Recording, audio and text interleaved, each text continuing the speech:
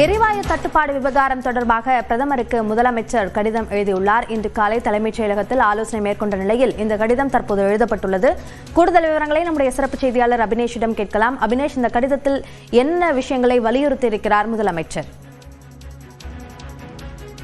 வளைகுடா நாட்டில் ஏற்படக்கூடிய மிகப்பெரிய போர் சூழல் காரணமாக நாடு முழுவதும் இந்த சிலிண்டர் சமையல் கேஸ் தட்டுப்பாடு ஏற்படக்கூடிய அபாயம் இருக்கிறது.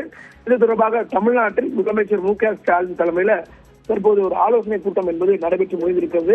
குறிப்பாக அரசு அதிகாரிகளுடன் இந்த ஆலோசனையை மேற்கொண்டார். மிக குறிப்பாக அமெரிக்கா ஈரான் போரால் தமிழ்நாட்டுக்கு ஏற்படக்கூடிய பாதிப்புகள் குறித்தும் இதன் குறித்து எடுக்கப்பட வேண்டிய நடவடிக்கைகள் குறித்தும் விரிவாக முதலமைச்சர் ஆலோசனை மேற்கொண்டதாகவும் தற்போது பாதிக்கப்பட்டுள்ள பல்வேறு வளைகுடா நாடுகளில் வாழும் தமிழர்களின் பாதுகாப்பையும் அப்பகுதியில் இருக்கக்கூடிய தமிழ்நாட்டு மீனவர்களின் நலனையும் உறுதி செய்யக்கூடிய தேவையான நடவடிக்கைகளை மத்திய அரசு எடுத்திட வேண்டும் என்றும் பிரதமருக்கு முதலமைச்சர் மு.க.ஸ்டாலின் கடிதம் எழுதியிருப்பதாகவும் தன்னுடைய வலைப்பக்கத்தில் குறிப்பிட்டிருக்கிறார்.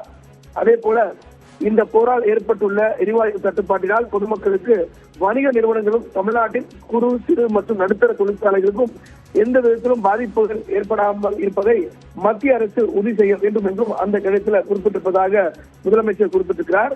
குறிப்பாக வணிக எரிவாயு தட்டுப்பாட்டால் பாதிக்கப்பட்டுள்ள உணவுகளுக்கு தேவையான அனைத்து மாற்று ஏற்பாடுகளும் செய்யப்பட வேண்டும் என்றும் தேவைப்படக்கூடிய நேரத்தில் கூடுதல் மின்சாரத்தையும் பெற்று வழங்கிட வேண்டும் என்றும் அந்த கடிதத்தில் குறிப்பிட்டிருப்பதாக தன்னுடைய எக்ஸ் வலைப்பக்கத்தில் குறிப்பிட்டிருக்கிறார்.